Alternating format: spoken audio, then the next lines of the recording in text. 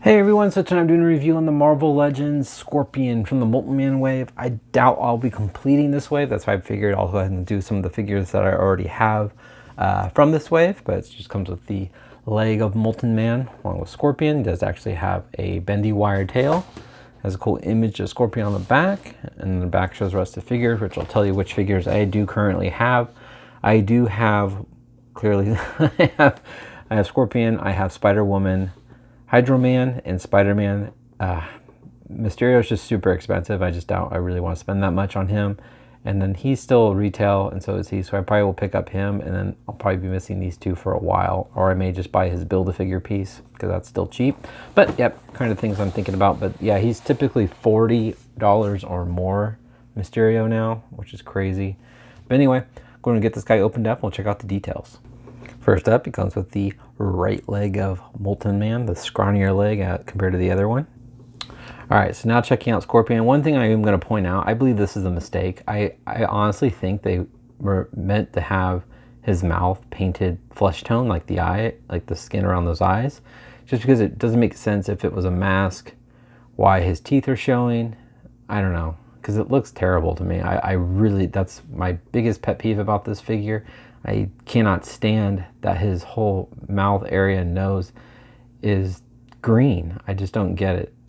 It looks ridiculous, especially as you look at him close up. It just looks really ridiculous. Sadly, I do not still have the variant of the Toy Biz Spider-Man Classics metallic Scorpion where his mouth is covered. It's like a full head mask. But I do have an old review of him if you want to look it up. But I do no longer have him in my collection to do a comparison, which I'm kind of bummed about. But anyway, he's got the nice sculpt around his eyes here. It's more of a darker green. Great flesh tone. Eyes are looking straight on. Again, if this was the same color as around the eyes, I think this would look so much better. It's kind of got that marbleized plastic on there, so you can kind of see some swirl marks. But it's got some lining around his head, kind of coming around the top, I guess I should be saying. Not so much around the side. You can see like the sculpt around his ears from the mask. And then coming around his neck, these are sculpted in lines. There's not really, there's like a little bit of a darker green in there. But overall, this kind of seems to be a different color green, especially when I hold it back. This is more of like a metallic, kind of pearlized, kind of shinier plastic, where this is more of a matte, darker green. So it's a little odd. And you've got the dark green bottom here. Same thing on the gloves. Got one open hand, one fisted hand. Come around the back. This blends in pretty good. I do like how this looks. It's attached very firmly too, so you can't really pull on that. But it's got the continues with the stripes all the way along to the tip of the tail. I think the stinger part looks pretty cool. It's just kind of more of a darker green, kind of same as the gloves. It's got that nice point, which is very pliable.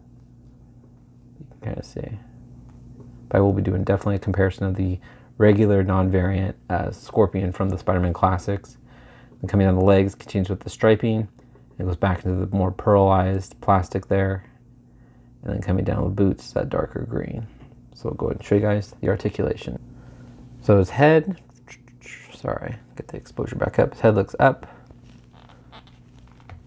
all the way. There we go. That's what I wanted to get him doing. So which is nice. Looks down, left and right. He also kind of bobbles side to side. He's got the ball joint in the shoulders. Move forward, back, upper bicep swivel, double jointed elbows, wrist rotation, also a hinge at the wrist.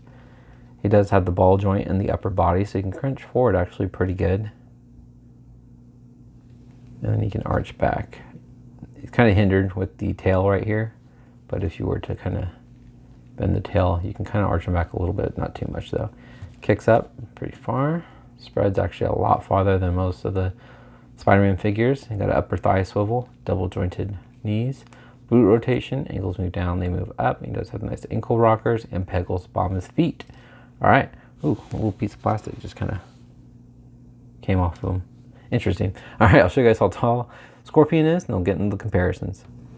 Okay, so Scorpion stands. I do have his tail against the wall, in case you're curious. A little over 6 inches tall. And then here he is next to the Spider-Man Classics Toy Biz Scorpion, which is staying on my shelf. The new Hasbro one will not be on my shelf. It'll be put into the comparison shelf, the the shelf with the figures I just kind of stick all together. I think this Scorpion is far better. Even with the older looking articulation, way more better detail, especially since I feel like how he has the flesh tone around his face, and he should have. I think that would have been pretty helpful. Plus, I like how much like muscular the Toy Biz one. You can see all the rivets in the suit. I mean, it's such a more detailed figure. I love this figure. I love the Scorpion figure, and you can see on the back here. I like how this really kinks up, so you can actually get him standing without using the tail as his prop. The stinger looks better. He does have a little gimmick. He's got the little missile launcher. I don't put the missile on there. I do have him. They're just these little red-tipped rockets, projectiles. But you can see the similarities in the gloves. It's definitely, you know, Hasbro tried to redo or, you know, replace the Toy Biz one, or if those that haven't picked up the Toy Biz one can now have a Scorpion. But you can see that the Toy Biz one's just way better. He should have been painted. I'm going to repeat myself over and over until I'm blue in the face. But you can see everything else. I don't know. If you have a chance to get this Scorpion, I highly recommend it. He's awesome. Mine's a little loose, so you can see like this kind of moves somewhat. I think because everything's so much heavier, this tail is a lot thicker. The Hasbro tail is a lot longer, but I feel like the Toy Biz one just looks cooler. I don't know. What do you guys think? You let me know in the comments, please. But to me, I think the Toy Biz one's way better than this new Hasbro one. But anyway, hope you guys enjoyed this review. Please leave a comment. Tell me what you think of my conspiracy theory, I guess you can say, is that I thought that they probably meant to have that painted, but a fluke happened with the whole batch. You guys let me know. I'm curious. All right. Enough of me rambling. Hope you guys have a great rest of the night, and I'll talk to you guys later. Take care. Bye.